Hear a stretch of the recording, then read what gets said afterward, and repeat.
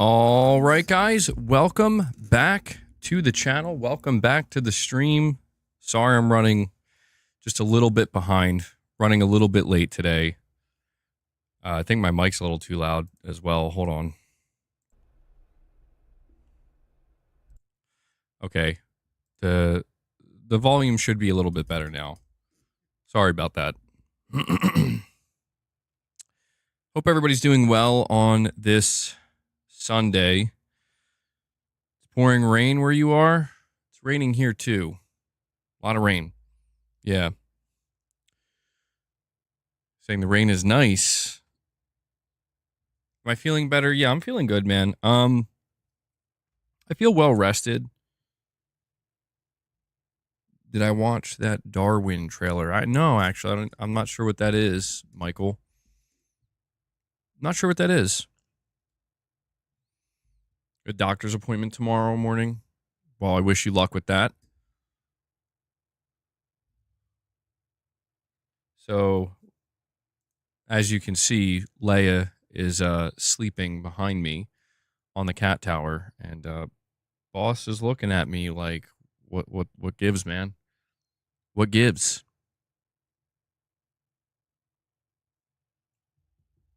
Come on. I know you guys share. I see you guys share it all the time. But oh, the octopus game. I forgot to check the trailer out in full. I'll try to remember to do that, Michael. Remind me a few times throughout the stream. But yeah, we're we're talking about some PlayStation topics today. We're talking about Ghost of Yotei, Death Stranding 2, Saros. Saros? How do you say it? Is it Saros or Saros? I feel like I want to say Saros, but I think it's actually Saros. But we're going to be going over the some new gameplay details. Saying the first is correct. Oh, so it's actually Saros. Yeah, we're going to go over some gameplay details, talk about this game, talk about our excitement for it. We're also going to be talking about a couple of rumors regarding Marathon and Fairgames. We're hearing from Jeff Grubb apparently about these two games and what's going on with them. I think some people were a little bit surprised that, that Marathon didn't show up, or Fairgames for that matter, at the State of Play. So we'll talk about these titles, and we'll have some other conversations along the way as well. Can't wait to play Tides of Annihilation. Yep, it's looking really good, man. You gonna let this go? Oh yeah, I did update the emojis again a little bit. I tried to bring back some of the ones that people were asking for, like hype and rant. We got the Terminator emoji. I decided to add a Satya Nadella emoji, which is kind of funny. Instead of the blue eyes, green eyes. We got Kojima back. There's only one other emoji I need to try to add, and that is one for Luna. So we have regular boss, regular Leia. I need one of regular Luna. Maybe just an updated Luna, because she's like much bigger now. So feel free to enjoy those emojis and use them to your heart's content. We need a salty Nutella. Yeah, I guess that's one. But yeah, man. So I want to start off today's discussion by talking about Sony reaffirming. I mean, it is a little bit of news regarding Ghost of Yotei. Nothing like substantial, but just something that, something that I think is worth going over if you're somebody who's excited for these games, where it's like, look, we're waiting for release dates. We're waiting to find out when these games are dropping. Sony has reaffirmed to their shareholders that both Ghost of Yotei as well as Death Stranding 2 on the Beach are going to launch in 2025. And I don't know, man. Any excuse I have to talk about these two games, I'm very excited for them. We also have Death Stranding 2 getting rated, apparently. again. Now, this is the second time within like 2 weeks that Death Stranding 2 is being rated, this time in Brazil. So I'm beginning to think that this upcoming March 9th Death Stranding 2 presentation, I think it's starting to look kind of obvious that we're going to be getting a release date announcement. I think it's happening.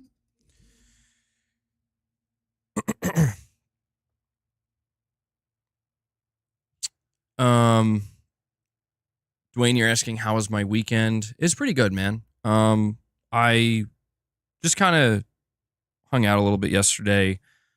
I did put a video out yesterday that I ended up just taking down because I was like, I wasn't too happy with it. Wasn't anything wrong with it. It's just, I don't know. Every now and again, I make certain content that I'm like, I'm not really feeling it. I kind of forced it a little bit yesterday, and I should have went with my instinct. I'm like, just sit on it, It's normal. It happens. Saying some news about Ghost of Yote.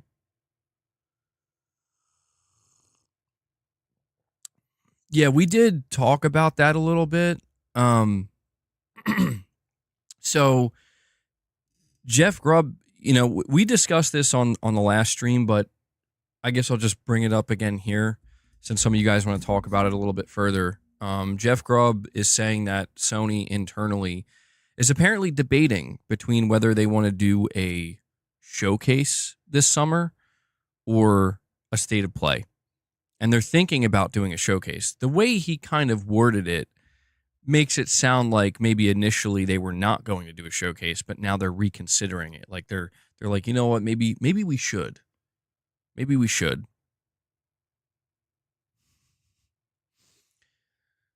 Well, I appreciate that, Corey. Yeah, it happens. It happens. But that's what I kind of talked about in that video I put out yesterday, and I'll just kind of reiterate it here for those who weren't able to see it.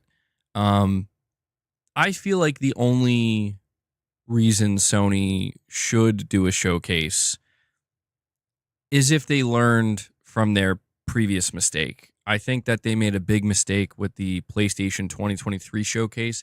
I think that mistake was simply, hey guys, we have 4 first-party reveals for this showcase. And on the surface, that's like, oh yeah, 4. That's pretty good. That's a solid number, I mean, considering Sony, what do they have, about like 20 something studios?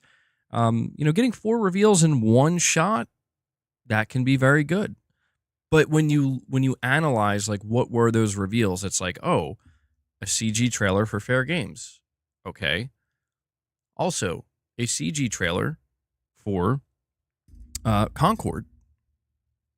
Crazy to think, what ended up happening with that. Oh, and also a CG trailer for Marathon. 3 live service games. Don't worry, though. We got a gameplay demo of Spider-Man 2. That should be enough, right? And I feel like that was the big mistake that Sony made with that showcase, is that could have been labeled a state of play. And I think people still would have been a little bit like, what are you doing, Sony? What's going on here? So if they're going to actually do a showcase this year, they have to, in my opinion, learn from their previous mistake, which was, if you only have CG trailers, or, you're going to have to showcase, half the first party reveals are going to be like live service games. Don't even bother. Don't even bother. I think it would be really easy for Sony to put on a good showcase. They could show some Wolverine gameplay. They could show some Ghost of Yote gameplay. They could show some Intergalactic gameplay. They could show some Marathon and some Fairgames. Maybe, who knows? Maybe we could get a reveal of Sony Santa Monica's new IP. Maybe Media Molecule would have something spooled up and ready to show. I do think that there's probably enough there to put on a good showcase. But yeah, and Saros, of course, we're going to see gameplay of that. So we could see gameplay. They did confirm we're going to see gameplay of that as well. If the Venom game is real, I don't know if that game's real or not. Maybe that could show up. So I do think that there's certainly enough there to potentially, have a solid showcase that people walk away from being like, that was really good. or just at the very least it was good, right? Even if it's not mind blowing, people are gonna walk away being like, "What was that?" Right? We have a direct donation from Moonshot. He says, "MBG, I just tagged you in a post under your latest showcase post on X as a point of reference for the direct that I'm about to send. Have a look." Unfortunately, I cannot look at that, Moonshot. Maybe I'll be able to infer. Maybe I can infer the reference. I don't know, or if you want to in the chat, because I know you go by Josh in the regular chat. If you want to let me know what it is, so that way you don't have to send a donation to tell me. But yeah, unfortunately, Moonshot, I'm not going to be able to check what you tagged me in. Why did the Astrobot emoji disappear? Wait. No, the Astrobot emote's still there, isn't it? Oh. Oh, wait, yeah, okay. All right. I didn't realize that one got replaced. Yeah, I'll have to put that one back. We got to have Astro there. My bad. I didn't even realize that. Thank you for pointing it out. The Combo Clinic. Long-time member. 50 months, dude. Thank you so much. You're saying with Nintendo potentially having an amazing show in late April, and if Microsoft continues their streak of having solid shows, in June, it will look really bad if Sony doesn't have one. Yeah, I do think there would be some blowback that Sony would have to deal with, because it is true when you look at what's coming up. I mean, Nintendo is going to go crazy. You know, they got a whole new console reveal. It's going to be huge for them. And then you consider Microsoft. I mean, Microsoft Showcase last year was really strong. They had a lot to show. It was like an hour and a half long or something.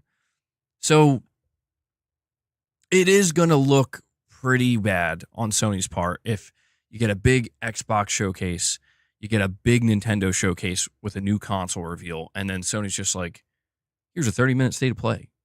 You know, I mean, but I will say this, though. I would much rather Sony do a regular state of play if they simply don't have enough ready to put on a good showcase. If they don't have enough to put on a good showcase, I'd much rather a okay state of play than a bad showcase. I would definitely prefer that, because we saw what happens when Sony puts on a showcase that just simply isn't showcase material, right? It's more like state of play material. We saw what that looked like, and I'd prefer not to see that again. You know what I mean? Because the truth is, regardless of what people say, when Sony does a showcase, just like when Microsoft does one or when Nintendo does one, you know, when you're using the term showcase, it's literally telling you to have higher expectations, especially because we have these smaller shows like State of Plays and Developer Directs and whatnot. You know, it's once you see like, oh, it's showcase, naturally people are going to be like, okay, well, I'm expecting more than just, you know, what I would normally get. Michael Lynch with the $5 super chat says the protagonist in Saros is Alana Pierce's boyfriend. There's a video of them watching the trailer reveal together. It's cute. You should watch it. I came across it and I watched it briefly for like a minute or two because I thought it was actually pretty cool. I'm like, oh yeah, like I recognized him pretty quickly because I've watched I watched like Mike Flanagan's shows like Midnight Mass, and I thought he, you know, did a really good job in that. I forget the House of Usher, I think was the last one. I think he was in that too. And I like the characters he played. And so I recognized him immediately, and I saw that and I was like, oh, that's cool. That must be pretty cool, you know?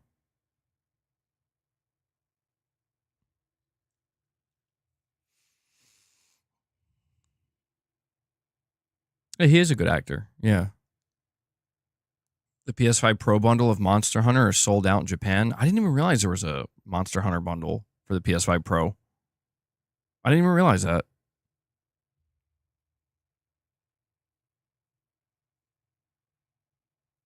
Yeah, I mean, I'm really interested to see, talking about Saros, I'm really interested to see what the story of this character and this world and just like what the story in general is going to be. Because if you played Returnal, that story was very, um, it was good.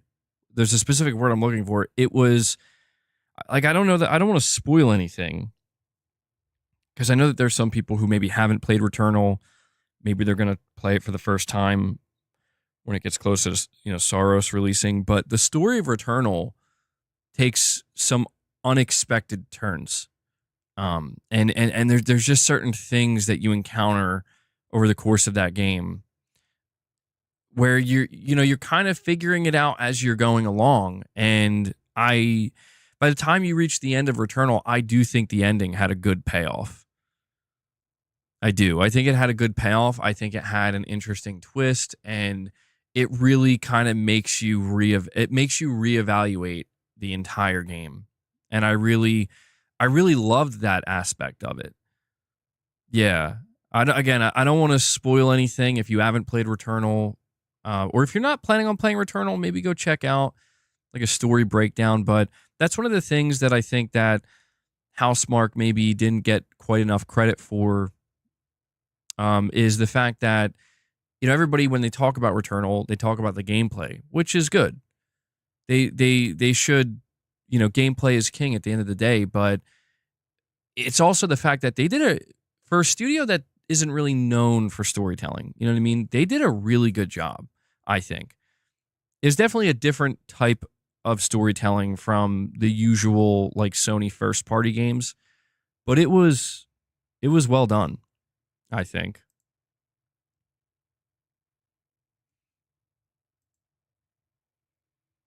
I'm just curious, how many of you guys here actually completed Returnal? How many of you here played Returnal and beat it?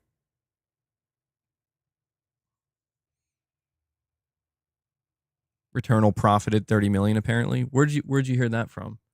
Was that from the Insomniac hack?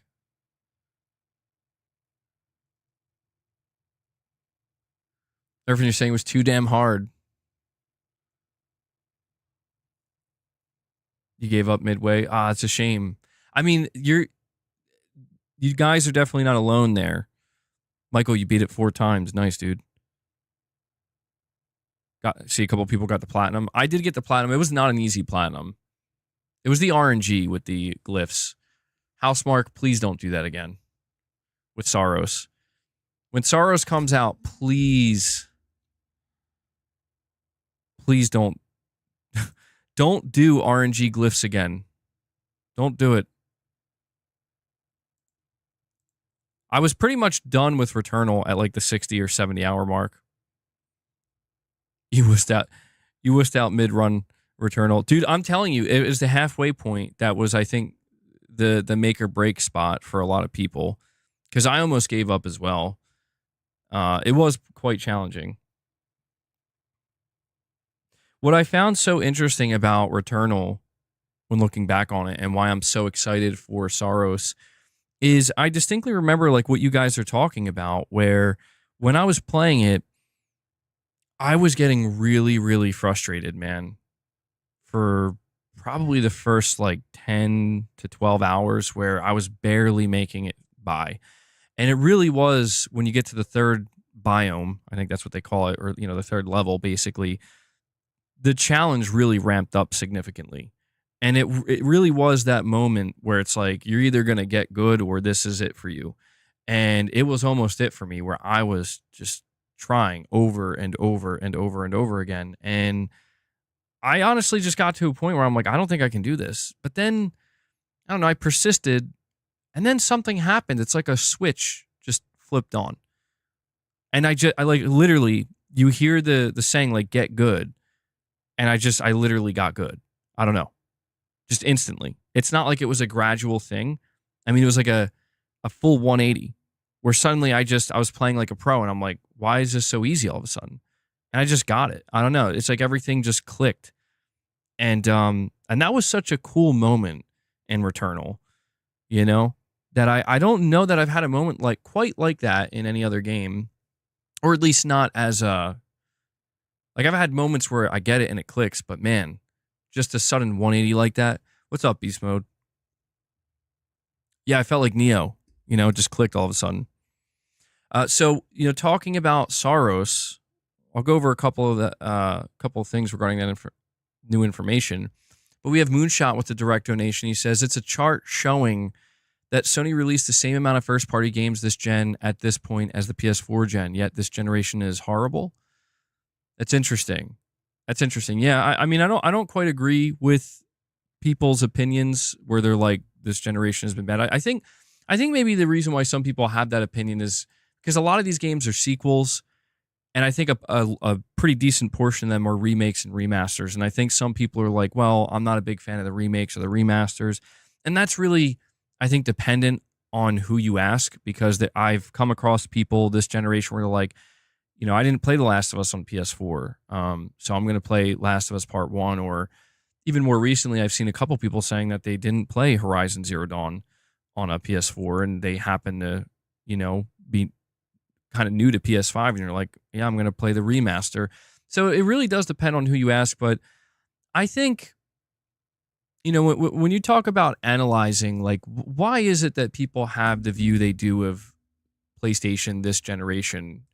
I think it's just because we have to kind of keep in mind that when you look at the PS4 generation and you think about what in the minds of most people, what made it so great, it was that every single thing Sony did, like, maybe not every single thing, we'll say like 90%, 95% of what they did was, it just worked. You know what I mean? Like it was working like communication, showcases, the games lineup.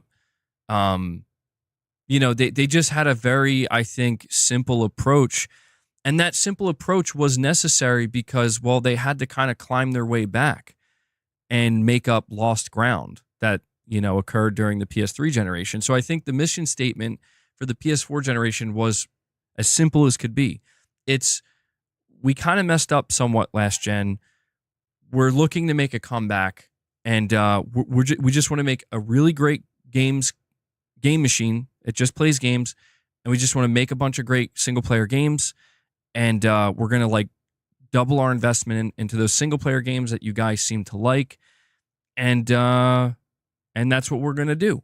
And we're gonna also make sure we're always communicating with you guys as much as possible. I feel like that mission statement was very clear and very forward facing. They achieved their mission. They annihilated it, mission accomplished. They won everybody over. They won the generation. People look at the generation very fondly. And I think the problem really kind of occurs, or, how people view the problem is with the PS5 generation. They basically decided to, have a different mission statement. The mission, it's like a divided mission statement. The mission statement is, yeah, we're still going to give you guys exactly what you expect. We're going to have a console. It's going to be really great, really powerful. We're going to have, sequels to the big games you like. You're going to have single player games. You're going to have all the stuff you've come to expect.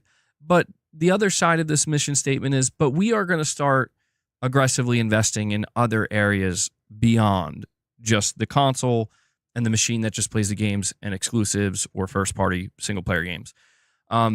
When we kind of look back at this generation so far, you can see that divide very clearly, where it's like, oh, okay, so yeah, we got God of War Ragnarok. We got games like Ratchet and Clank Rift Apart. We did get games like Returnal, but we also got games like Concord. We also got games like Helldivers 2. We also got many games canceled that were part of that mission statement, the second half of that mission statement, that wasn't there during the PS4 gen. And Moonshot, sorry, I was kind of going on there without reading the rest of what you had to say here. Let me read it all in one shot so we can get it across. So you're saying here, MBG, I just tagged you in a post under your latest showcase post on X. As a point of reference for these directs that I'm about to send, you're saying it's a chart showing that Sony has released the same amount of first-party games this gen at this point as the PS4 gen, yet this gen is horrible, question mark. You're saying oh wait, sorry. I almost read perfect images. Hold on. Moonshot says, it's very telling we are finding out about anti-PS5 campaigns comprised of prominent industry journos and pundits. This is what the channels are like that you're up against. You've done a good job trying to be balanced the past year or so, but I don't know why you cater to these people, man. Bring back authentic MBG with the hard truth. The hard truth.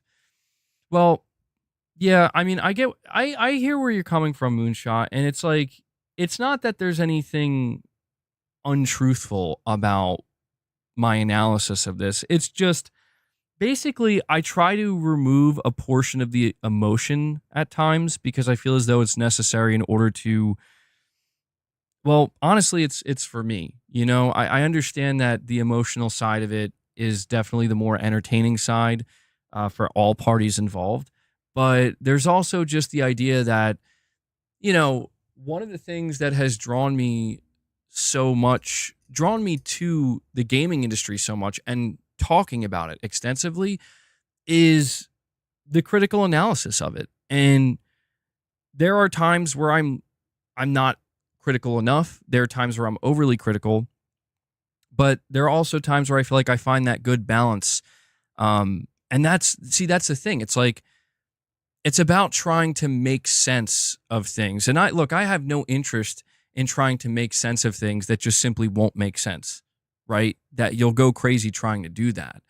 But I feel like there are people who, you know, and I know this because I encounter them, where they are just genuinely not very happy with this generation. And they're not trolls. You know, they're being genuine. You know, they're just people who are like, yeah, I haven't really been enjoying it. And that to me is what I think is worth trying to understand. Like the actual real PlayStation gamer who feels as though this gen has been lacking for one reason or another. I'm interested in hearing from them. Like, why do you think this generation has been lacking? And these are some of the answers that I get from people. You know, it's oh, you know, they focus too heavily on live service, or, you know, a lot of the single player games we got were sequels, and, you know, I wanted more new games, or something along those lines. And I feel like, you know, that's worth, I think, entertaining, and I think that's worth keeping in mind, because that is, I think, something that Sony may need to actually pay attention to. I do agree that there is a lot of disingenuous takes out there from a lot of disingenuous people, and I would hope Sony's not listening to any of them. But I do think it's worth it for Sony to actually try to listen to, you know, the player base that, you know, maybe they have supported PlayStation for many years, and maybe they're starting to feel like, you know, they're not as into it anymore for one reason or another. I just think it's not a bad thing for Sony to take time to listen to that and to consider it. But at the same time, certain narratives, if you want to, you know, if you want to call it that, certain narratives that are going to proliferate, you know, it is what it is, man. Like, I'm not Sony PR. You know what I mean? It's not my job to determine, like, oh, are these headlines true or untrue? Like, Sony can deal with that as they see fit. And from what I can tell, Sony doesn't seem to care. And you can't blame them, because it's like I said, when you look at the data, Sony is just, you know, they're doing fine. Like, they're in their own lane in the gaming business, and they're doing great. And so from their perspective, they probably just look at some of the stuff out there and they're just like, whatever, you know, you do you. We're just going to continue to do our business as usual. But I do think, again, there should be a layer to that where it's like, try to find the real fans, right? Like the actual fans, the actual loyal customers that have supported the brand for a while. And I think those people are worth maybe listening to. Not entirely, you know, you can't run the business. They'll probably get run right into the ground. but they're worth maybe hearing the feedback from, you know? Perfect Image, you're saying, read to yourself, you need to get gangster. Whoa, hold on, Perfect Image. You're saying I need to get gangster because they're going to keep clipping you and making content. I've seen it. And it don't make no sense. You can get them, you're saying I could get them back by clips? Oh, whoa, Perfect Image. Getting some, I'm getting some Rich Rod vibes here. Almost. Got to get gangster, bro. You saw a whole video about me today? Wow. Yeah, I mean, I guess this stuff's just going to continue, you know, it doesn't really matter what I do. Whether I choose to be, as you put it, I guess, gangster. I don't know that I view it that way, but it is what it is, man. You know, like people are free to commentate on other people's content, and it's not my place to say they're not allowed to do that. You know, I'm just worried about what I'm doing here. So, Michael Lynch, you're saying, kick some ass, you can do it. Make MBG great again. What, I gotta get the weights out? I gotta get the weights out? I mean, I don't know what ass am I supposed to be kicking right now? I got two cats next to me, you know? Let the hood come out, dude. That's funny, man. I like that that's the terminology that people use, like, you gotta get gangster, bro. You gotta get gangster. Like, I'm not. It just makes me laugh because it's like, I'm pretty sure I'm actually like the opposite of that. Like, in all seriousness. But,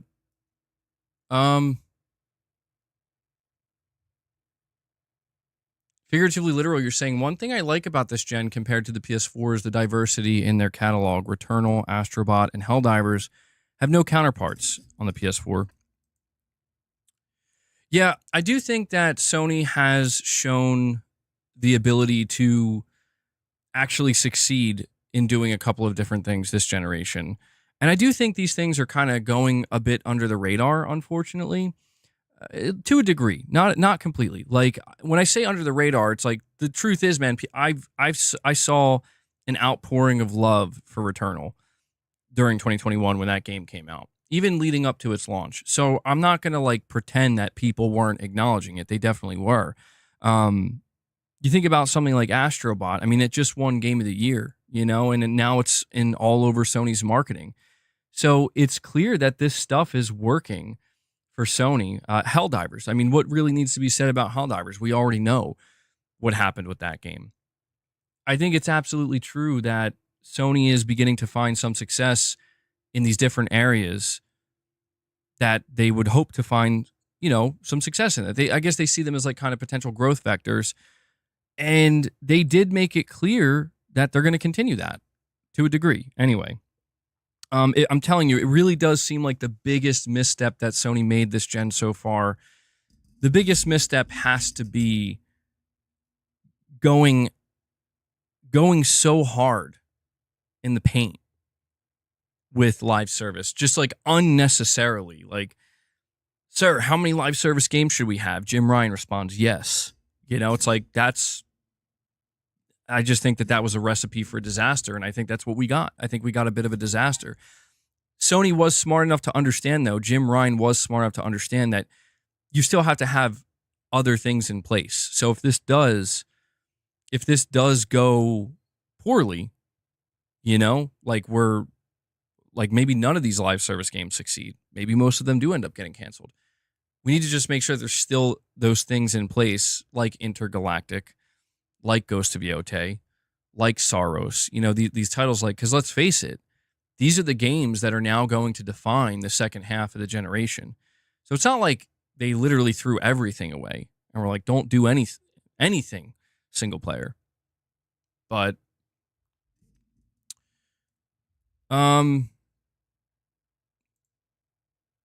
Moonshot with another direct donation, you're saying maybe just record your reaction to the shows and do a live stream right after. I truly think we would have got a Wolverine reaction to Saros from you. Um, yeah. Well, all right. I'll say this, Moonshot. Um, that the solution that you're offering here, or that you're suggesting, I should say, like recording my reaction, that's not going to be necessary. I've thought about it, and that would be an interesting way to go about it. But that's not going to be necessary going forward. I mean, there's no reason for me to really go deeper into it than that, but I don't know, man. I don't know that you would have gotten the same reaction per se. Maybe my reaction was a little bit more tame because I was kind of, well, to be honest, it took me a little bit to realize what I was looking at. Like, I knew it was PlayStation Studios, and I'm like, what is this? Like, I was kind of looking at the chat a little bit to see if you guys were figuring it out. And I saw a lot of people, they were like, this is Sony Santa Monica's new IP. Please don't spam in the chat, dude. Please don't spam. Yeah, that's another thing, Michael. You're like, I was shot after 9 hours. I mean, yeah, that was close to the end of the stream, and I streamed for like 10 hours, and I'm not used to streaming that long. That is not going to happen again. I basically wanted to experiment and see what it would be like to do just a ridiculously long stream. And yeah, not going to be doing it that way again, because I can't deny that by the time the show actually begun, I was definitely lacking some energy.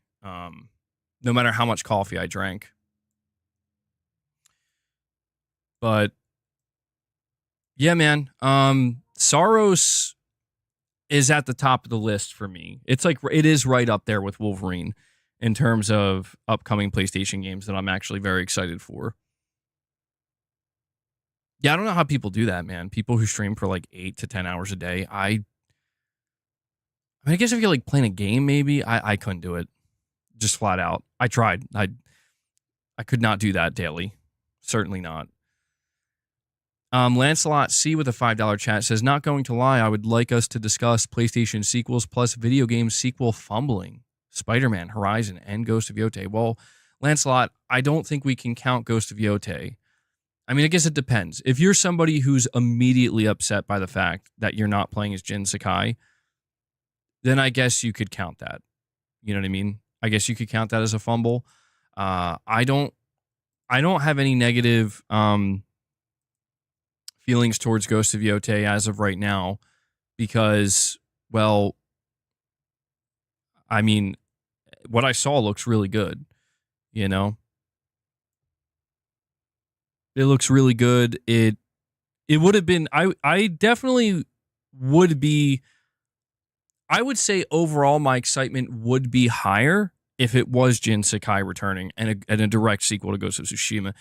It would automatically be higher because I'm familiar with Jin Sakai. But at the same time, like, I'm completely open to a new story, a new character, a new setting, the whole 9 yards. And my only hope is that I hope it can live up to Ghost of Tsushima, because Ghost of Tsushima was amazing. And I feel like it's a high bar. So I believe in Sucker Punch. I'm willing to give them the benefit of the doubt. There's no reason for me not to. You talk about, what was it what you mentioned? Spider-Man 2 and Horizon, the fumbling. Horizon fumbling west. I don't know. I don't know, man. The opinion of Horizon, very strange. I've seen a strange thing occur where, like, when Horizon Forbidden West came out, people were not upset. Like, people liked it a lot. People really, really liked Horizon Forbidden West. And even, like, for a year or so after it was out, like, people, I don't know, like, the worst criticism I saw for Horizon Forbidden West was, well, there were two things. The first was during that state of play when, I don't know if, I guess Aloy looked a little bit different or whatever, and people were like freaking out about her appearance, but then that was fixed or whatever. The second was people saying the story of Horizon Forbidden West was not as good as Horizon Zero Dawns. And, I get that. I did like the story of Horizon Forbidden West, but I can agree that I did not like it nearly as much per se as the first one. There was something about the first one, that the mystery that you're uncovering. It really felt so much more, I would say, I mean, mysterious, truthfully. There is a twist at the end of Horizon Forbidden West that I do think is good. Like, I'm actually genuinely interested to see how this plays out with the third game, because Horizon Forbidden West ends in such a unexpected way where you're like, whoa, oh, okay. Well, that escalated quickly. Like, to me, the ending of Horizon Forbidden West and like the mystery that you uncover for that game feels much more like, yeah, like that escalated quickly. Okay. Just a little bit kind of like abrupt in a sense. Whereas I feel like Horizon Zero Dawn story, it unfolded a little bit more naturally, like it kind of, like you maybe had some idea of what you're looking at, but I don't know. There's just, I guess, the impact of the twist what is what I'm trying to highlight right now. The impact of the twist, it just felt like the build up to it in Horizon Zero Dawn and the payoff, I think it was just stronger overall.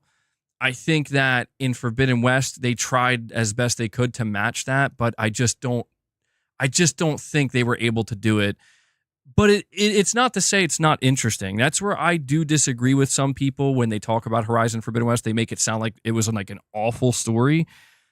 I mean, I guess maybe if you were expecting something completely different by the end of that game, I could see why you would feel that way. But for me, I'm kind of like, okay, it's not necessarily the direction I expected it to go in, but it's one that actually I think could be very interesting. And I think that there is quite a bit of pressure on Guerrilla Games to make sure that with the story of Horizon 3 that they actually deliver on it, I don't know that I'm going in with lofty expectations of like, yeah, this is definitely going to be the best Horizon story we ever get, but it would be great. I definitely would not be opposed to Guerrilla really trying to make the story of Horizon 3 even better than the first game. But I guess they got to be kind of careful not to force it,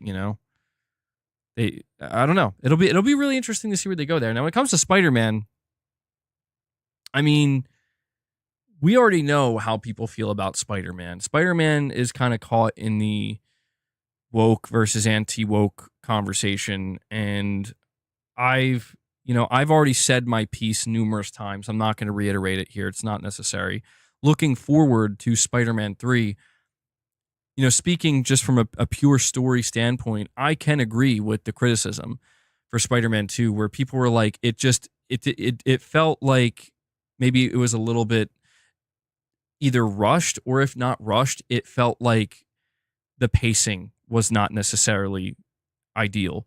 Maybe Insomniac was struggling to balance out giving, Spider-Man his own time, and then also Miles, and then you got all these different villains thrown in there, and it was a little bit messy. I can agree with that, and I feel like Spider-Man 3 has the potential to be even messier, and so I think there's actually significantly more pressure on Insomniac to deliver a Spider-Man 3 story that really tries to surpass the first game story, because the big thing that I see from people, and I agree with this because I feel the same way, is the story of Spider-Man 1 felt way more impactful by the end of it. Like just the big hitter moments, like the big moments that were supposed to kind of really, like, there it is. Like, did you feel that?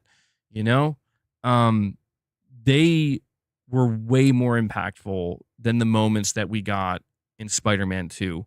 And for me, that's the biggest criticism I have for it, where it's like, you talk about a payoff in a story that you're playing for 15 to 20 hours. I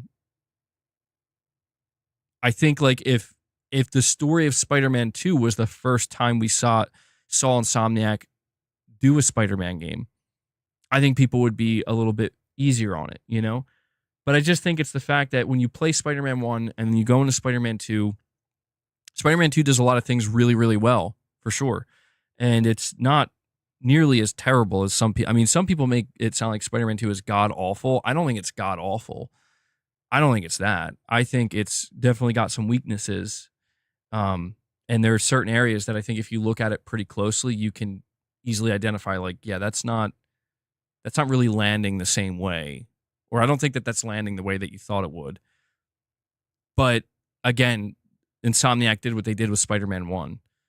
And I think people are just going to naturally compare. They're going to compare the sequel to the first game. And I'm one of these people where I feel like the first one was better. I did, there were certainly aspects of Spider-Man 2 that I actually did really enjoy. This is why I'm curious to see if this Venom game turns out to be real or not. And the big one for me is going to be Wolverine. That's the one I'm really curious to see. I'm way more interested in seeing Wolverine than I am Spider-Man 2, for like ranking them. But Spider-Man 3, not 2. Spider-Man 3 is one I'm definitely interested in as well, because if you finish Spider-Man 2 and you got like the secret end, or it's not secret, but if you got everything out of Spider-Man 2 that there was to get, then you know kind of what they're setting up. And I feel like this is a really good opportunity where it's like, all right, Insomniac, I think you lost some people after the sequel. I think you lost some people. Not a lot, but certainly some. I think the type of story you're trying to set up for 3, if you have an opportunity here, I hope they can seize the opportunity, seize the moment.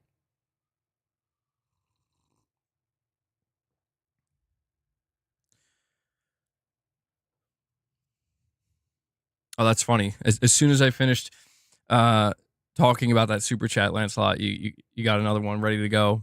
I appreciate it. You're saying you explain it perfectly. I just feel some of these sequels are less impactful for most of these games. Ragnarok was also questionable. Ragnarok's the one that I can say I disagree with what you're saying here. I hear the criticisms of people. Like there are criticisms that people bring towards God of War Ragnarok that I can see. I don't agree with, but I can understand. Where like when you get to Ragnarok, right? That was like the biggest one I saw where it's like, man, Ragnarok was like not really as big of a deal as I thought it would be. Not really as over the top. And I get that. I get why people would feel that way, especially when you kind of look at the way they built it up. But for me, when I look at God of War Ragnarok, one of the other big criticisms, and this is a slight spoiler, but I'm not sure that anybody really cares. In the middle of that game, there's the section where you're playing as Atreus, and there's like a whole area where you're playing as Atreus and you're with Angerboda. And I don't even know that people had so much a problem with that, as they felt like those sections were like way longer than they needed to be.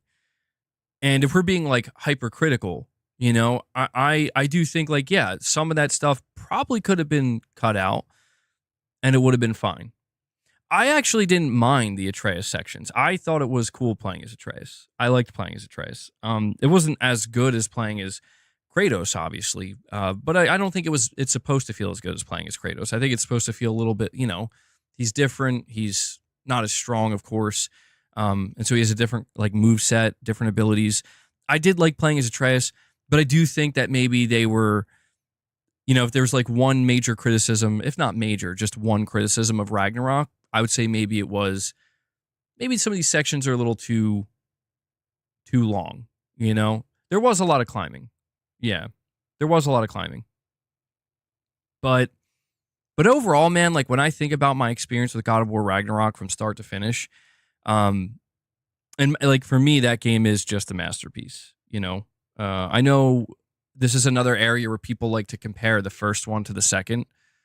Like God of War 2018 to Ragnarok, and I don't know. To me, they're pretty close. I mean, there's no denying that when you play God of War 2018. The impact of that game, just because it's like, holy shit, this is a different version of Kratos. This is a different version of Kratos that I'm not used to, and really interesting. Like he's like this story, the way they're presenting the story, it's It's way more, just like whoa. And I think Ragnarok it presents more like the wow factor maybe is kind of subsided, but instead what takes its place is the the urgency of like I need to see how this wraps up. I need to see how this journey concludes. And there like, there are some wild moments in Ragnarok's story, dude.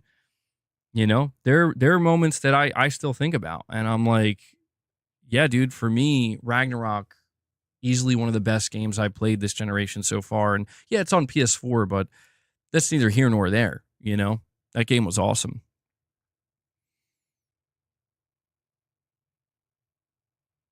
That's why it's so interesting to think about where they might go next, you know?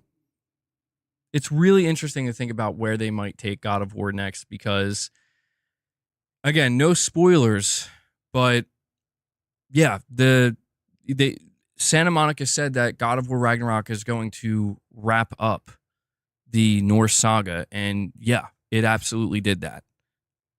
It did it to a point where I'm like, well, yeah, I don't know. It's hard to predict where they might go from here. But we have different rumors circulating Egypt, Greece, but going back to Greece, we'll have to see.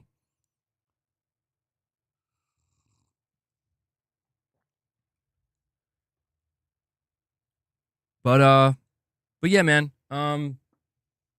This is why it'll be really interesting to see when we talk about Ghost of Yotei, when we talk about Death Stranding 2, these are two games that I think they have the potential. From what I can tell, I don't know that Ghost of Yotei will be better than Tsushima, but it could be. It's certainly like it's plausible. Death Stranding 2, I think, it's certainly plausible that game could surpass Death Stranding 1.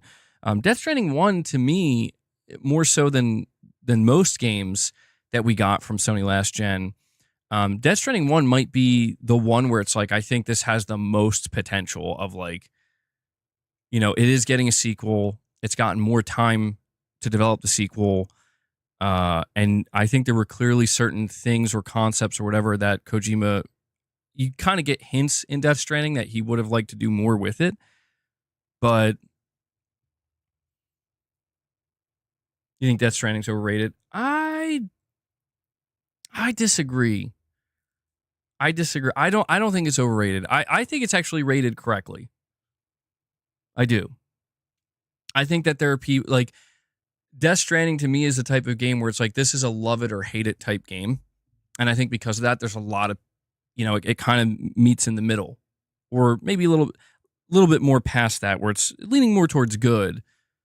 Just from what I can tell, like I do see people they say Death Stranding is a masterpiece. I do see people they say Death Stranding is, it's just a boring walking simulator or delivery simulator, and I'm like, well, I played Death Stranding. I put 100 hours into it. I remember really advocating for that game at a time when, after the gameplay was shown, people were like, I don't know about this, dude. And I was like, no, man, it's Kojima, bro.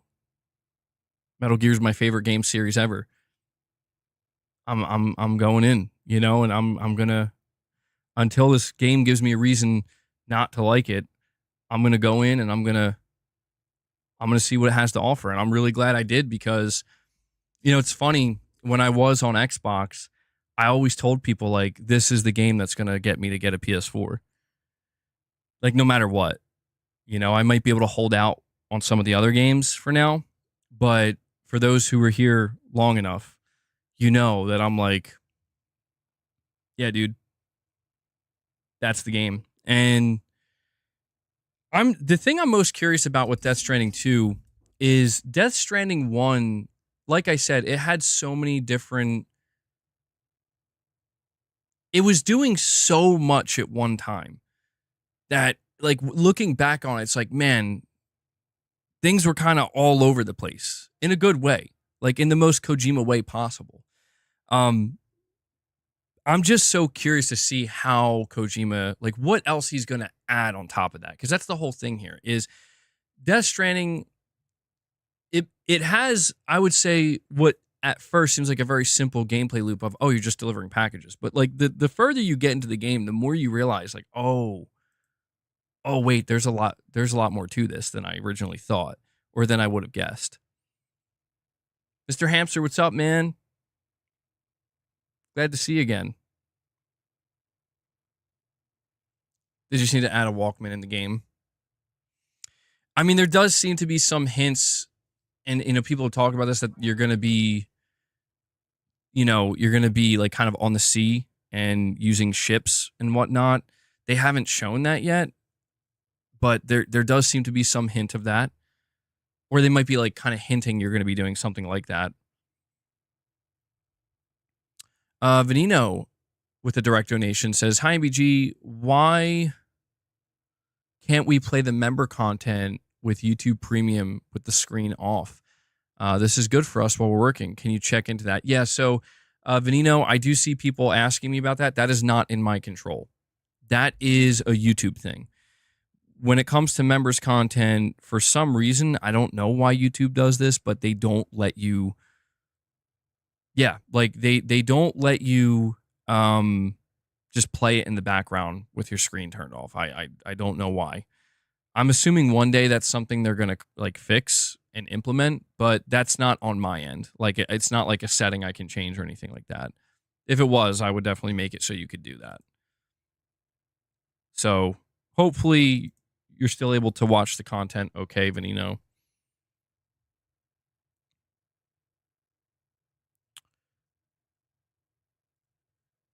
Saying Metal Eden looked good. Yeah, that game I think got a little bit overlooked. I don't know that that's a game I'm going to be interested in, but it had a unique style for sure. Yeah, definitely a unique style.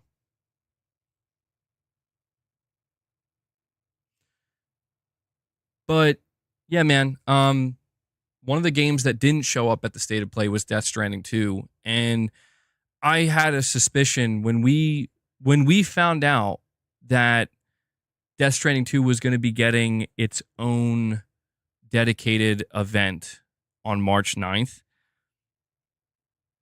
Not called State of Play, but just they're calling it PlayStation Presents. I had a pretty strong feeling that meant Death Stranding's not going to show up at the State of Play. Prior to that, I was convinced it was going to show up at the State of Play. But yeah, I mean, Kojima's clearly making a new trailer for it. He has been teasing that, and it's been rated multiple times. So I'm thinking that it's highly likely we're going to get a release date trailer, or at the very least, just a release date at this event. I'm assuming if Kojima's making a new trailer, it's going to be for this event. I'm not sure why it wouldn't. So we're going to be hearing about this soon, and it's interesting because it's like we're not really hearing much about Ghost of Yotei. Sony keeps letting us know that Ghost of Yotei is coming in 2025, but as of right now, the only thing we have is still that one trailer, and I think like a single interview with the developers where they just, gave us the basic breakdown of it's 300 years later, it's in a new location, and they're building off of everything they did with Ghost of Tsushima. And so I really do wonder like what the timing of these games is going to be. I think it's safe to say that, well, I don't know that it's safe to say, but at this point in time, I'm not anticipating that Death Stranding 2 is coming in the first half. Yeah, I'm thinking one of these games I think is going to be a summer release. I feel like, yeah, I mean, July, August, around that time frame, I think it's looking like one of these games, one of the two, is going to be a summer release. I'm leaning, I think, more towards Death Stranding at this point, since we're going to be getting this presentation. And if it's true that Sony does do a showcase in the summer, I could maybe see getting Ghost of Yotei there, I think we could see Ghost of Yotei at, even if it's not a showcase, if they do decide to do a State of Play. But yeah, man, I just think it's exciting that both of these games are coming this year, because these two games for me are some of the bigger titles I've been waiting for. Oh, did I spell it? I'm sorry, William. Hold on. My bad. I'll correct that.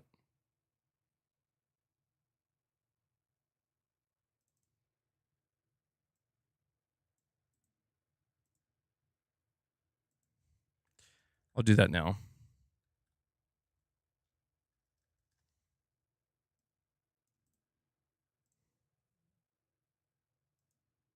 There we go. Sorry it's not capitalized, but yeah, my bad, William. Appreciate you letting me know. Because if not, it would have just stayed like that the whole time.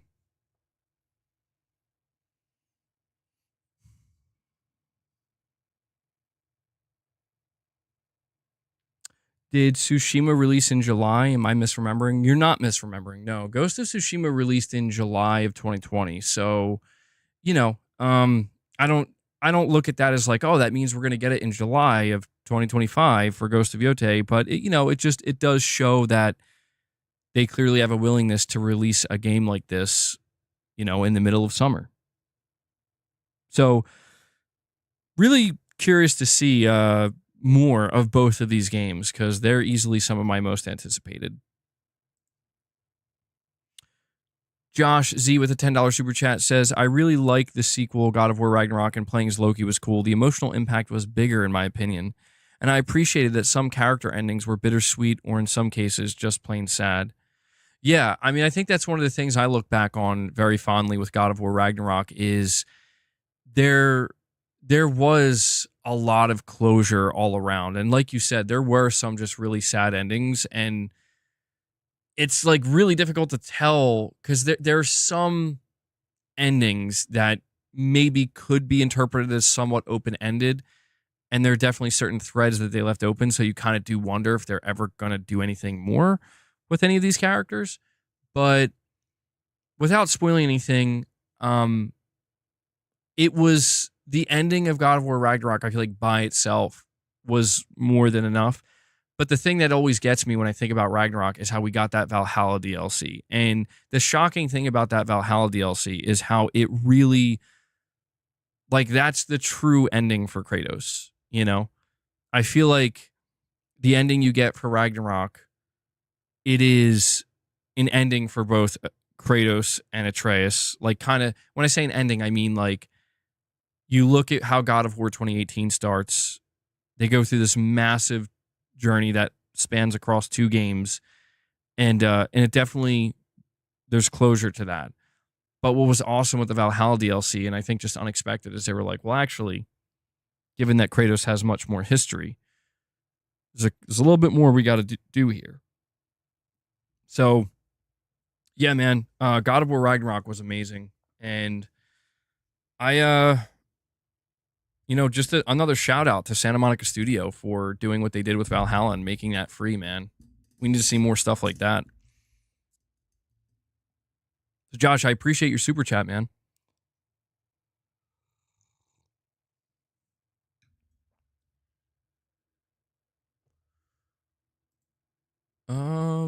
Hold on. I gotta close a couple of these tabs here. So, yeah, Death Stranding 2, Ghost of Yotei, they're coming in 2025. Sony reaffirmed this. We're just gonna have to remain patient, and we'll tune into the Death Stranding 2 presentation on March 9th. We'll see whenever Sony wants to talk more about Ghost of Yotei. I do want to go over this with Saros, though. Let me just bring it up. So there was a PlayStation blog post. I think I did read this when I was live reacting to the stream. I'm pretty sure I did anyway. But I want to go over it again just because I feel like it's being a bit overlooked. People are interested in knowing any details at all that they can get regarding Housemarque's next game. And so this was written up by the creative director at Housemarque, Gregory Loudon, I think is how you say his name. He says, today we are very proud to announce that Saros is coming to PlayStation 5 and PlayStation 5 Pro in 2026. Saros is the ultimate evolution of the Housemarque gameplay first experience. They say after Returnal, we knew we had created something special and award-winning, but we also knew we wanted Returnal to stand on its own. With this in mind, we decided to create a new IP which evolves our deep third-person action and mysterious storytelling. Saros is an action game with the haunting story of a lost off-world colony on Carcosa under an ominous eclipse. You play as Arjun Dayal, Devraj, I think that's how you say that. Arjun Devraj, a powerful, solitary enforcer who will stop at nothing to find who he is looking for. Our goal is to create an emotional and powerful character study that explores the cost it takes to create a new future. Now, I wanted to read this part in particular because I talked to you guys earlier about the story of Returnal. Okay? If you didn't play Returnal, you really have no idea what I'm talking about. But that description of that story can be seen potentially from a very, very different angle if you've completed Returnal. And that's how I'm viewing it. There's maybe a little bit more than meets the eye here with this description. But yeah, man, that's like a brief, I guess, story description that they're giving for it. You only played 3 hours of Returnal. If you want the ending spoiled, I would recommend just go. I don't think anybody can really spoil it because there's a bit of depth to it. I would recommend watching like a video or like YouTubing it. There have definitely been some videos made on it. Moonshot with the direct donation says, I feel like I've had to juggle games every year, drowning in them since 2022. I haven't gotten to replay any of my favorites either. FF16, SM2, God of War Ragnarok. Yeah, man. Dude, Moonshot, that's... I was like mapping out the games that are coming up over the course of this year that I want to play. It's legitimately problematic. Like I don't know, because the thing is, when I play games, I mean there are times where I play games and I fall off. Absolutely. There are times where I could put, X amount of hours into it and then I just kind of move on without really thinking about it, and then I realize, oh wait, I never beat that. I got to get back to that at some point. It's on my backlog now. But generally speaking, there are time, like most of the time when I play a game, I like have like kind of an all or nothing mentality going into it, where it's like I'm only going to choose to play this if I'm going to be playing all of it. Like I'm going to see it through from start to finish. And again, there are times where that doesn't apply. But I guess what I mean to say is anytime I end up not finishing a game, it's not necessarily intentional. Like I don't ever go into a game saying, I don't plan on finishing this. It just kind of ends up happening. But I never like it when it happens. And so every time I go into a game, I go into it assuming that I'm going to, I'm doing the whole thing here. And so when I see all these games coming and I see the release dates attached to them, and I see a situation like Elden Ring Night Rain, which I've just been watching videos on and seeing what that game's like. And man, that looks really interesting. And then I realized that and Lost Soul Aside are both coming out the same day. I'm like, why? Why do they both have to come out the same day, bro? Why is this necessary? But, that's just one example. There's so much coming out this year, dude. It's genuinely overwhelming. And Delwyn Jones with a very generous super chat. Delwyn, thank you so much for that, buddy. It's very, very kind of you. You're saying here, what's your thoughts on Mind's Eye? This game gives me court eyes so much and good vibes. GTA, a dash of GTA and of Cyberpunk. This does look potentially to be a big game. And if it turns out well, they absolutely could do a sequel if they want. Can't wait to see more of it. Mind's Eye is a really interesting one because I keep trying to like tell people that the person behind this game, Leslie Benzies, is somebody that I feel like a lot of people don't know, but he was like an original Rockstar developer. Like he was there for all of the GTA games. And I want to get his actual position. He was the producer. Okay. So Leslie Peter Benzies is a Scottish video game producer and the former president of Rockstar North, a subsidiary of Rockstar Games. So he was with, trying to see. Yeah, he was with Rockstar pretty much since the beginning. He's been in the industry since 1995. And he basically, if I recall correctly, it was like big news when it came out. He went on a sabbatical shortly after the release of GTA 5. And, he never came back. And basically that was him leaving the studio. And then he founded his own studio. And this is the game that and we've heard that he was making a game for a long time. And that's why when I saw this, I'm like, this is really interesting because you can clearly tell when you watch Mind's Eye, when you watch the trailer, there is a little bit of inspiration, certainly. Maybe a little bit more than a little bit, right? Like it kind of gives you GTA vibes. It doesn't look that, I don't know that this game's going to be on the same level. Oh, was it a forced sabbatical? I don't know that it's going to be on the same level as GTA, right? I think that's unrealistic. He's out here on his own. It's his own studio, I believe. But he has this kind of experience in the industry that you can't really put a price on. And that, I got to say, this is one of those instances where the person who's behind the game is what's making me so interested in it. The game itself does look interesting. I saw people making jokes where it's like Michael Bay, the game or whatever. People were like joking around at how many times there were like car explosions and whatnot, which was pretty funny. But it definitely has a vibe. And somebody left a comment that I thought was interesting. They were like, this trailer looks like what you would see at like classic E3 presentations that looked too good. Like years ago, you'd see these like presentations of games and it's like, oh my God, it's mind-blowingly good looking. And then it's like, that's not what the game would end up looking like. Now, obviously, if you watch that trailer, it definitely has some weak points where you can tell the graphical fidelity is not the most cutting edge, but graphics are not everything. They're never everything. The gameplay, the big thing I'm trying to figure out when I watch that trailer for Mind's Eye is this an open world game? I don't know that they confirm this. They are saying this game is coming this summer. I'm assuming it's going to be a linear game. Temu GTA. Damn, bro. You think it's linear? That's what I'm thinking too.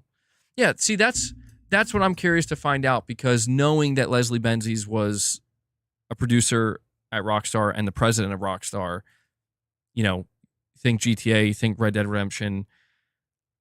I feel like you kind of assume like, yeah, okay, so your game's going to be open world, but maybe not. And I think that could be a good thing. I don't know that we need the former president of Rockstar going out on his own when he makes his new game saying, I'm making my own GTA. I think actually it would be really great if this was just a like a linear single player game, just a linear AAA single player game. I think that would be great because we don't get enough of those that are actually like quality. So there's a lot about Mind's Eye that intrigues me. And I do think the trailer, when you look at it, it was a little bit funny of like just how many explosions there were. Like, how much action do you guys want? Yes. But the story seems interesting enough. The more I'm thinking about it, I'm like, yeah, this game seems like something you would have gotten maybe like, and I don't mean this in a bad way.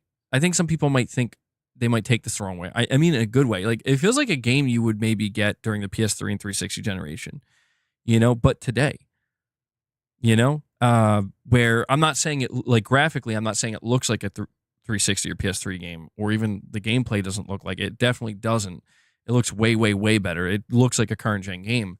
But I think you guys understand what I'm saying. Like, it just has that, it has that PS3 360 vibe, like where you would get these, I feel like back then you would get these kind of, I guess they would maybe be considered, today they would be considered AA games, but back then they were AAA, and they just kind of were all over the place, like linear, single player, action-packed games, right? And a lot of them, unfortunately, weren't very memorable, but I think this one could be because it stands out for that reason. Where it's like we don't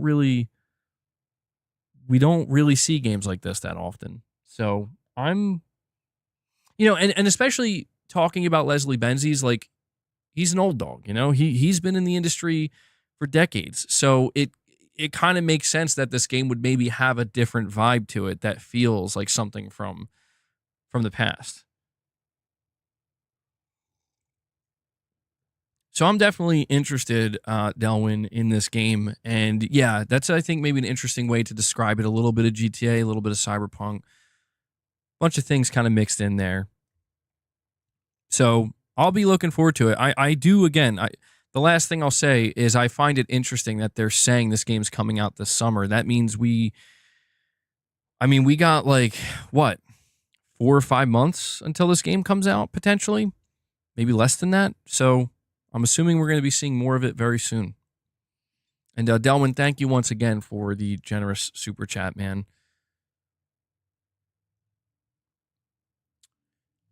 I do want to go over these 2 rumors with you guys regarding Marathon and Fairgames. So we did talk. Boss, bro, why would you do that? We did talk about how Jeff Grubb, he's claiming that internally Sony is debating whether or not they want to do a showcase. He did give us a little bit more information about some upcoming PlayStation games. He talked about Marathon. Now, Marathon was a game that I was feeling pretty confident was going to show up at the State of Play because, it seems that this game is on track for this year. It could obviously be a 2026 game, but everything seems to point to a 2025 release. And so it was an expectation that, if not Marathon, then Fairgames. Like, there's still, listen, Sony canceled the overwhelming majority of their live service games, but they do still have some live service games that are in development that are not canceled. Marathon and Fairgames. There's also the Horizon multiplayer game. Who knows what's going on with that. But it was kind of expected that one of these games would show up unless Sony's planning on canceling them as well. Well, when it comes to Marathon, Jeff Grubb says Marathon wasn't there because they're probably going to do their own thing. Bungie does their own thing, usually for Destiny. They're going to adopt that same where we are talking to our audience strategy this year as well. So I think April will probably hear from them about Marathon, and it would just be its own thing, separate from a State of Play. So he's giving a month here. That's what I think is interesting, is he's specifically saying that apparently Bungie is set to officially and formally reveal Marathon in full. Richard, you're saying Horizon was canceled? No. So to correct that, so that was misinformation, unfortunately. We thought the Horizon MMO was canceled, but it was clarified that the game under like Project M or whatever, everybody thought that game was the Horizon MMO. It was clarified that apparently no. It was a different game. The Horizon MMO apparently was not canceled, and apparently there are 2 Horizon games in development. Multiplayer games, that is. So when it comes to the Horizon multiplayer situation, I don't feel the need to really speculate much about it anymore because it's just like, whatever, dude. We've been hearing about this since like 2018. We have seen nothing. Whenever you're ready to show it, Sony, show it. I don't know if we're going to love it or hate it or be indifferent to it, but whenever you're ready to reveal it, I just don't know what else to say about it. I have no idea what it's going to be like. I have no idea if people are going to like it. I have no idea if I'm going to like it. But when it comes to Marathon, the interesting thing to me about Marathon is I talked extensively about the mistake that Sony made acquiring Bungie. I talked extensively about how this was just a failed acquisition. And no matter which way you look at it, a lot of money, wasted on a studio that was absolutely nowhere near worth $3.6 billion. You think of the amount of, it is sad to think that we hear people say all the time, like, oh, it's the budgets of these big AAA single player games. They're too expensive. They're too risky. And it's like you take the 3.6 billion that Sony dumped in the Bungie, and you think, how many AAA single player games could that fund? That's when things get depressing. But it is what it is. It's water under the bridge. The acquisition's been done for a while now. And so they have to try to extract something from Bungie. And I think Marathon is in an interesting position because of this, where no matter what anybody thinks about Marathon, there is a lot of pressure on this game. Sony, again, they paid an insane amount of money for the studio. The studio has yet to really produce anything even remotely to justify that type of investment. And so Marathon is one of these situations where I think it would be okay if the game is just okay. Like if the game is good enough and it has somewhat of an audience, I think Sony might be okay with that because it's something, and something is better than absolutely nothing, as we saw with Concord, right? But I don't think it's going to be, certainly, Marathon's not going to be like a Helldiver situation. I don't think that. I'm not anticipating that. But I will add to this that if Marathon shows up in April and it just completely underwhelms, and people are like, bro, this does not look good. Bungie, what are you doing? I think at that point, Bungie might be in they're in a real danger zone, I think, at that point. Like, really. Because one of the weirder things we heard in the last year and a half or so, and I forget where this rumor came from. I think it came from a good source, which is why it was such a big deal. So apparently there is no Destiny 3 in development. There were all these different Bungie incubation and early concept projects that were in development, but Destiny 3 apparently was not one of them. So maybe Sony just got on that and they were like, you're making Destiny 3, right? Maybe that's what they're planning on doing after Marathon. Maybe that's why Sony's not too worried about Marathon. But I would say Marathon is, if it's true that there is no Destiny 3 in development, and basically they just want to be done with Destiny 2, that means everything's on Marathon. That means everything is on Marathon. And so I'm not rooting against it. I would prefer Marathon to be good because when we got Helldivers 2, it was a nice change of pace. Somebody mentioned earlier how, Sony has succeeded with some of these games in kind of, doing different types of games that we really weren't maybe getting in the PS4 generation. Some of them have crashed and burned, but some of them have succeeded. And I think Helldivers 2 is kind of that bright spot of we can get some multiplayer. We can get a multiplayer game that's Sony funded and Sony published with a really talented studio, and we get an amazing game from it. And it was a really nice change of pace. I am not opposed to getting that again. But then again, we don't know anything about Marathon, dude. We don't know what the gameplay loop. I mean, we know it's going to be an extraction shooter. That's about it. Outside of that, we don't really know what the gameplay loop is, how it's going to look, how it's going to feel. We don't know how much investment there is from a live service standpoint, where it's is Bungie going to come out when they show Marathon and be like, yeah, this is another 10-year experience? What is an extraction shooter? An extraction shooter essentially is you have a base of operations. I mean, it depends on how they want to handle it, but the way it usually works is you have a base of operations, your HQ or whatever, and you create a loadout, and that loadout, anything you take with you when you enter the zone, whatever the zone is, if you lose it, you lose it permanently. It's got this high risk, high reward type mechanic, essentially, where you are dumped into usually a very wide open area, like an open world type area, and there are other players in this area. And the goal is you want to go around looting and acquiring as much loot as you can, and then you want to extract. You want to get out of there with that loot. But the risk is if you die, like you encounter another enemy, and let's say you've been looting for like 15 minutes with your buddy, and you got some great stuff, and you also have the gear that you took in with you, and then you encounter an enemy group, and they take you out. You lose everything. You lose not only the stuff you brought in with you, but you lose all the loot that you gathered throughout that session as well. So the extraction shooter genre is a really interesting one. Yeah, and that's another really important mechanic. People can take your stuff, essentially.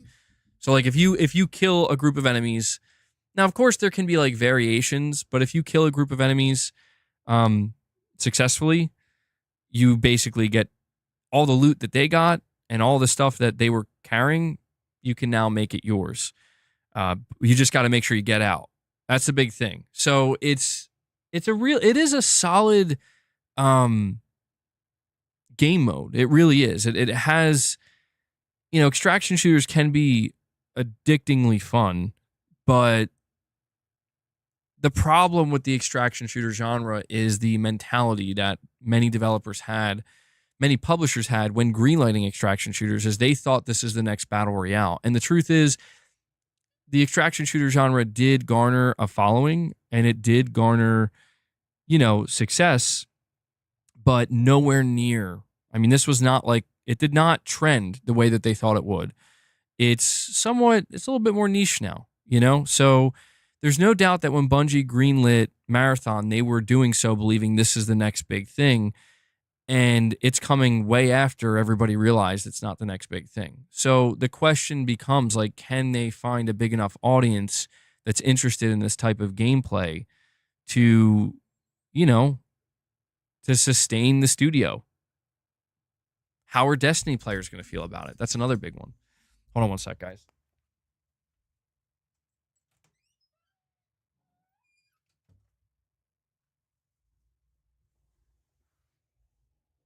Yeah, the dark zones in the Division were basically extraction shooter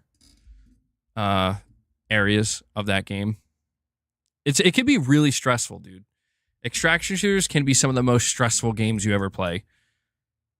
Because the difference between like an extraction shooter and a battle royale is, like, in a battle royale, the stress comes from not getting killed by the zone closing and not getting killed by other players. So battle royales are stressful, but you have to find loot. You have to find weapons and procure them on site. And so when you die, it's annoying that you die. But the extraction shooter has almost like an added weight to it where it's like, you will lose your shit. Shit that, like, so you got to like really think, like, do I want to bring this weapon out? What if, because if I die in this round and I'm going to lose this gun, and this is like my most precious loot, bro, But it depends on how they want to do it. We don't know the exact way in which Bungie's going to handle it. Will Hancock with a $5 chat says, extraction shooter is a toxic type of genre. Not sure it will go over too well with console players unless there is a single player only mode. Yeah, that's what I've heard. Like, I've never gotten too deep into any extraction shooters. I think a lot of these hyper competitive, high risk, high reward games can tend to get pretty toxic, but it's just really too difficult to determine when it comes to Bungie how this is going to play out, because they could maybe try to add some kind of twist or something, for all we know, that hasn't been done yet. One thing we do know about Marathon and about Bungie, though, is apparently they've been playtesting this quite a bit. Like, they've been bringing in streamers, specifically extraction shooter streamers, and trying to have them help mold the game and determine like how fun or how good it is. So, I would like to think that helped. But either way, the whole reason I brought this up in the first place is because Jeff Grubb is claiming that Bungie is going to do their own thing. And it's going to happen this April, and it's going to be separate from State of Play. It's going to basically seemingly be separate from PlayStation. Have I talked about Battlefield Studios and the Battlefield Labs? I did. Yeah, we covered that in some previous streams. Very interested about that. Really interested to see what this new Battlefield ends up being like. They showed like 15 seconds of gameplay or 10 seconds of gameplay, and I'm like, all right. I mean, it's not a whole lot, but that little glimpse looks nice. Looks nice. Has potential, certainly. But we got to be careful when it comes to DICE, right? We got to be careful because I feel like we've been burned before. You know, if you're a Battlefield fan, I feel like you've definitely been burned before. So now, when it comes to Fairgames, Jeff Grubb basically confirmed that Fairgames was delayed internally, and it was pushed back to 2026. This indicates that Sony was originally trying to have Fairgames come out this year. But to me, this is doubly interesting because I think we're seeing the Concord effect in real time. I've talked to you guys multiple times about Fairgames, specifically how it seems very likely this game could be Concord 2.0. Honestly, and I don't say that in like in a facetious way. I mean, it actually looks like if they don't change some core, concepts of this game, if they don't rework this game, I does not stand a chance. I don't believe it. I'm not even saying that from like a hater perspective. I just mean like Concord and Fairgames were revealed at the same time during that 2023 PlayStation Showcase, and they got the same reactions. They both got the same reactions. The reactions were overwhelmingly negative. And so one of those two games came out, and now it's gone. And the studio that made it is gone. I mean, just completely erased. Like it never even happened. The benefit that Fairgames has is the fact that it didn't release. And they can look at this and be like, maybe we should change some stuff.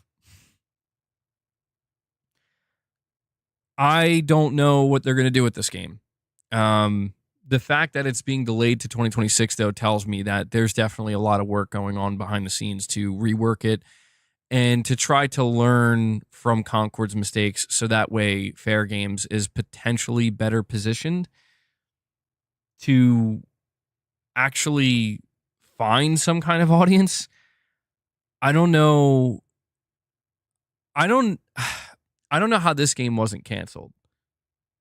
And I don't say that lightly. I don't like seeing games get canceled. I don't like seeing bad things happen to studios that are working really hard on their projects, even if I don't like what they're working on. But it's just like when you see the fact that Sony axed the overwhelming majority of their live service games, some of them which sounded really good, like The Last of Us Online, but yet Fairgames still stands. I mean, I don't know if it's maybe they feel kind of obligated because they bought the studio, they got investors hyped about this game, and it would just be maybe a really, really, really, really bad look to cancel the game and maybe, and you would assume, shut down the studio before they even get a chance to release. So, saying this lady's also known for single-player games, why is she not making one? I don't know. I don't know, dude. It's, if you think about it, Haven Studio was a newly founded studio, I think, in 2021. And back in 2020, 2021, and 2022, there was like a trend happening at that time where it seems like it was easy for all of these different companies to get, or not companies, but all these different developers across the industry to get like loans, essentially, to build studios, to like start up studios. I mean, you saw it happening all around. And I think Sony during that time was trying to just scope out and scout any newly founded studios, with previous development talent that are working on live service games. Oh, look, there's a studio called Firewalk that was spooled up by Probably Monsters. They got a lot of former Bungie talent there. Yeah, let's go with them. They're making a live service game. Let's get on board with that. Oh, look, Haven. I think the reason, you ask, like, why is she making a live service game? It's because, dude, I see people, it's like, did the live service bubble burst? Did it burst? I don't know. I feel like, yeah, it did, because we've seen so many high-profile live service games in the last couple of years, like games that were greenlit back in 2016, 17, 18, 19, that have come out over the last 2 to 3 years, and they just flop. They're unsustainable. It's like every business executive was like, we need our own live service. And you kind of understand why, because you look at the successful live service games and it's like, yeah, look at how much money these games are raking in. Look at how successful they are. But it's like, how do you become that? And I just think everybody threw their hat in the ring, and just like anything else, like, there's going to be big winners and big losers. I don't think in the live service space there's like a middle ground. I just don't think there is. The only way a live service game can continue to justify its own existence over the course of 2, 3, 4, 5, 6, 7 years is it's got to have high engagement. And that engagement has to be also monetarily, like people just spending money. And I just think that a game like Fairgames, it's just a product of a time when, like, the money was flowing and everybody was trying to go after that live service gold. It was like a gold rush. And I just think, Fairgames is in such an awkward position, because it's like, dude, I don't know what you guys can do. I don't know what they could do. Like, I've seen that Fairgames trailer more times than I'd care to admit, probably because I put it in videos and stuff when I'm making them. And every time I see it, I'm just like, this looks not good. This looks awful. I don't know. I mean, maybe they could completely overhaul the art style, the aesthetic. I mean, even the name Fairgames, where the S is a money symbol. Like, you got to be kidding me, dude. It's just like, who thinks this is it? Like, who thinks that, man, this is the one? So, Fairgames delayed to 2026. I'm going to tell you right now, man. I'm not saying this in a rude way. Like, I'm not wishing ill will on the studio or the people working there, but I don't think it's coming out. I don't think this game's going to make it to market. I think right now they're being given an opportunity to, like, change things and maybe play test it. But if they can't get, like, I just don't think it's going to happen. I don't think it's going to happen, because the amount of people that I see that just still have no idea what this game even is, Sony's not showing it. Sony's pretending it doesn't even exist. So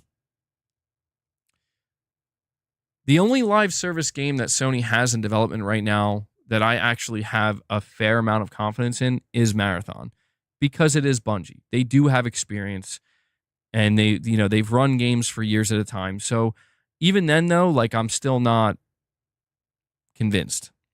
But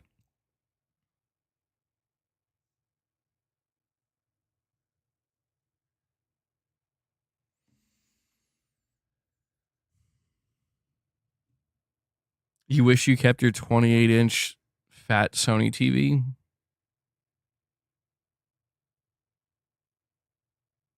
That's random, Carl. Is Marathon ever going to come out, or is it just abandonware? No, I think it's coming out. I mean, that's what's interesting to me. You know, if Marathon's going to be shown off in April, then, you know, it's relatively early in the year. I could see them. I mean, I imagine they're going to want to do a beta, right? Maybe they could do a beta at the end of spring or at the beginning of summer, and then they'll have like a summer release. But I really do think Marathon has to do something significant. I want, you know what I wonder, and this is the thing that Sony hasn't really talked about. Considering last year, Helldivers 2 experienced the highest of high, and then Concord experienced the absolute lowest of low, where one game gets the biggest audience you could ask for, the other gets no audience. I do wonder what Sony's expectations are now for any of the live service games they choose to bring to market. Is their expectation, well, if it's not a Helldivers, then it's not a success? Or is the expectation, if it can just do a little bit better than Concord did? You know, if it could do like 25% better than Concord did, we consider it a success and worth pursuing.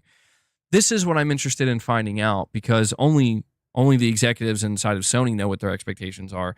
I would assume they're not, yeah, that's what I was going to assume. It's probably somewhere in the middle where they're like, okay, if this is the high water mark and this is the low water mark, we just got to get closer to that middle spot. If we could get to the middle, we might be okay. You know, we might be doing something good.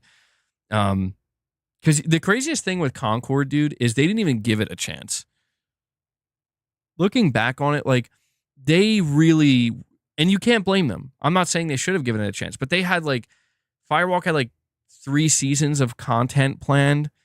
They paid for like the, you know, what was that show? I forget the name of the show, but for like a dedicated episode for presumably characters that were supposed to be revealed in like future DLC, and it's just nobody was playing it, dude. Even on PS5, apparently, like nobody was playing it, and they were just like, yeah, secret level, thank you, and they were just like, yeah, we just need to pretend this never happened. So if that's like the fact that they were willing to take it to market, I think gives us some kind of answer. You know, like I think they understood that most people were not excited for Concord, but I think they just believed if it could just get some audience, and it just like it didn't get any. Like you guys were just hoping for like, I don't know, man, just even on the PlayStation 5. Like, dude, I want it to be known that Destruction All-Stars lasted longer than Concord did, man.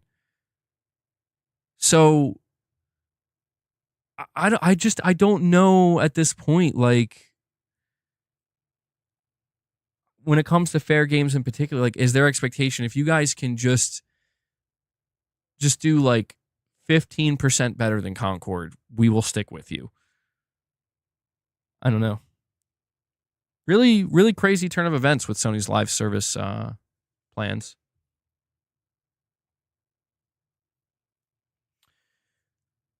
All right. Well, today's probably going to be a bit of a shorter stream, guys, because I see we're like 10 minutes away from hitting the 2-hour mark, and I basically did cover all the topics that I wanted to go over today. So I'm going to hang with the chat for a little bit. If you guys want to drop any more donations or memberships or anything like that, now is the time to do it. Oh, you know what? Hold on. My bad. I jumped around too much. Hold on. I knew there was something I was forgetting. All right.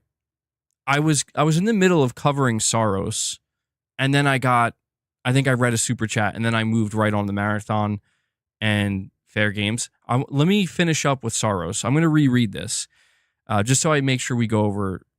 After Returnal, we knew we had created something special and award-winning, but we also knew we wanted Returnal to stand on its own. With this in mind, we decided to create a new IP which evolves our deep third-person action and mysterious storytelling.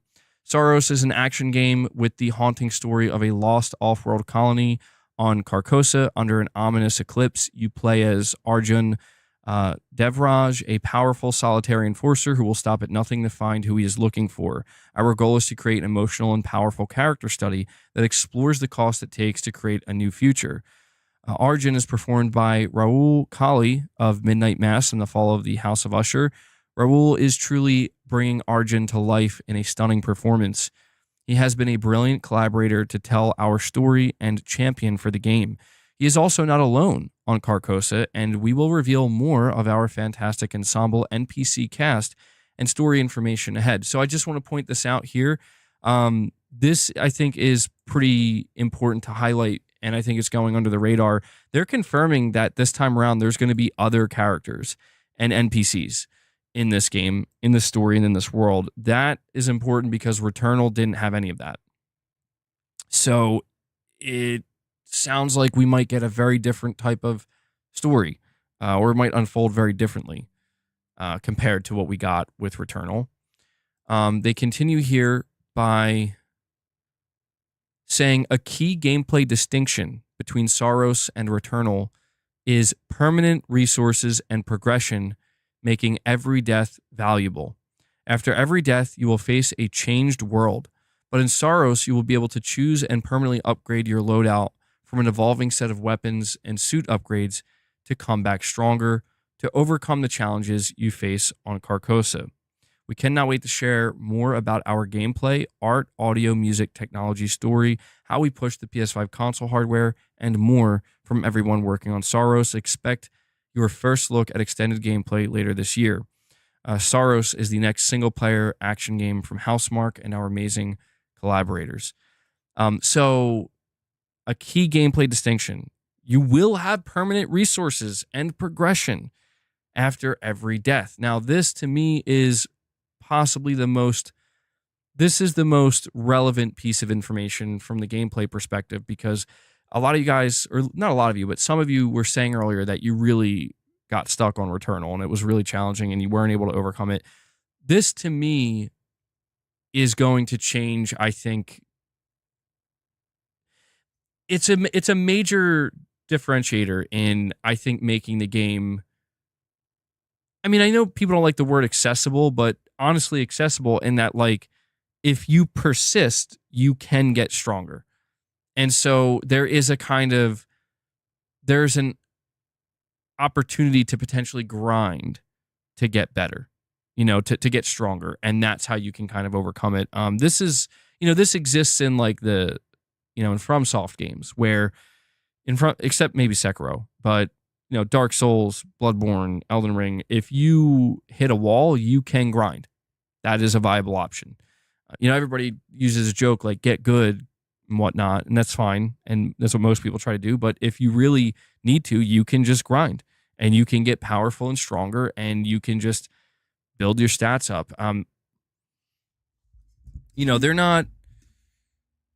They're not mentioning anything about like stats or anything, but they're saying you will get, you will have a loadout and you can progress and get permanent resources and get stronger. So really interesting stuff there, man. I can't wait to see this gameplay of Saros later this year. I really think it will be better than Returnal. I feel confident in that. You're saying that also gives you self-imposed difficulty settings as you could choose to upgrade or not. That's true. Yeah. So I think this is a good thing. The way they're talking about this game, it sounds like it's going to be bigger in scope and scale than Returnal was. At least, that's the vibe I'm getting. It doesn't need to be, but I think the fact that they're going to take everything they learned from Returnal and apply that to Saros, yeah, man, I can't wait. I mean, I'm intrigued. Everything about this game has my interest peaked. The main character and what he's seeking, the world, what's going on in this world, the boss that they showed in that trailer. Obviously, I want to see what new gameplay mechanics they have. Can't wait, dude. Can't wait. Was that Shiva the Destroyer in the Saros trailer? I mean, it may be inspired by it. That's true, Devil Shooter. That is true.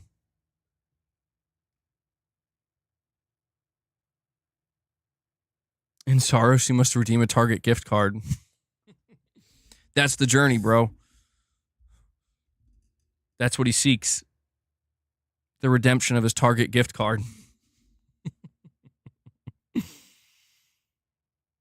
I mean, if you think about it, though, that was a really dramatic trailer.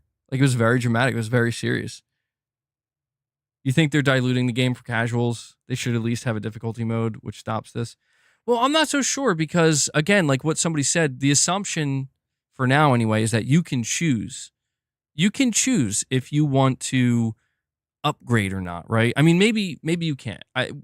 We haven't seen the game yet, but they should make it that way. I think it would be a good idea where it's like you don't have to upgrade, so you can like they should make it so it's a viable option to just get good with the base everything. You know what I mean? And you don't upgrade anything, and you can basically in that way kind of play it the same way you did Returnal. But yeah, I mean, there's no doubt that them making this decision does make it a little bit easier and a little bit more accessible. And some people don't like that. Purists don't like that, but I don't see a problem with it. You know, I'm not, you know, I'm actually really interested to see, because listen, for all we know, it's not going to be any easier. For all we know, they're actually making it significantly more difficult, and it's just going to kind of scale with your progression, right? Upgrading weapons is for casuals, bro. Haven't you heard? But yeah, man, Saros, cannot wait to see more of that. I'm glad that they let us know we're going to see gameplay this year as well. That's really nice because I feel like with most other games that were revealed from PlayStation Studios, they don't really, you know, Intergalactic, they didn't say that. Ghost of Yote, they didn't say that, but it's presumed. You know, so it's nice with Saros. They're like, yeah, you're going to get your first look at gameplay a little bit later this year. No way it will be harder than Returnal. What's interesting to me about Returnal, man, is like once you get good at that game, it becomes easy. I'm telling you, there's just like this wall that you got to climb over. And once you get over that wall, it's just, you're going down a slide, man. It's easy. They could have game mode modifiers that make it like Returnal. There's a lot that I'm sure there's a lot they're doing, man. I'm sure there's a lot they're doing.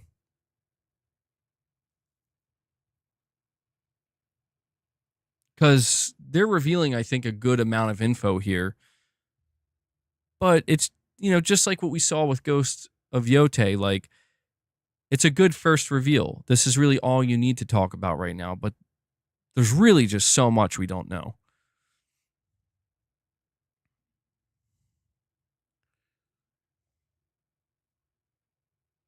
Returnal has a learning curve, but the progression is so constant that it's easier literally every subsequent run. I don't understand the conversation about it being too hard.